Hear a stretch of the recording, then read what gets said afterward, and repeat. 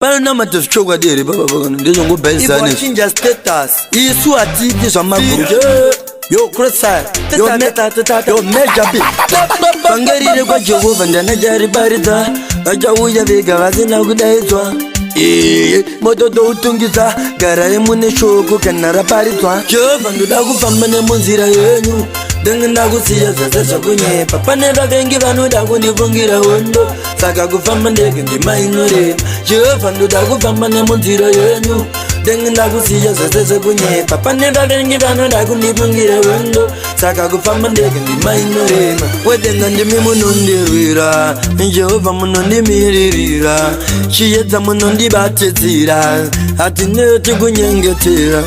Na kutindimi Afan Omega Ndimiki kumene kutsanga Zaronge karaisada DJ kundiona ndichiita chino Panyika chinooneka Ndakufambane munzira yenyu Dengi ndakusiya zazesha kunye Papa neva vengi vanu dakundivungira hondo Saka kufamba ndege ndimainore Jehova ndo dakufambane munzira yenyu Dengi ndakusiya zazesha kunye Papa neva vengi vanu dakundivungira hondo Saka kufamba ndege ndimainore Andikwanisa kufamba ndirindeka ndoshka baba msandisiye panguva yakawamaku Yekuti baba ninendere wayo Demi muno difutsa kana tarasi Saka vakuri vere uya Diri kupekeza natega pasina nusiva kuti ndiribizuva Shairo rekanzi rino uya Jesu sinoteka ngomi Jehova ndoda kufamba nemunzira yenyu Dengi ndakusiya zazesha kunye Papa neva vengi vanoda kundivungira hondo Saka kufamba ndege ndimainore Jehova ndoda kufamba nemunzira yenyu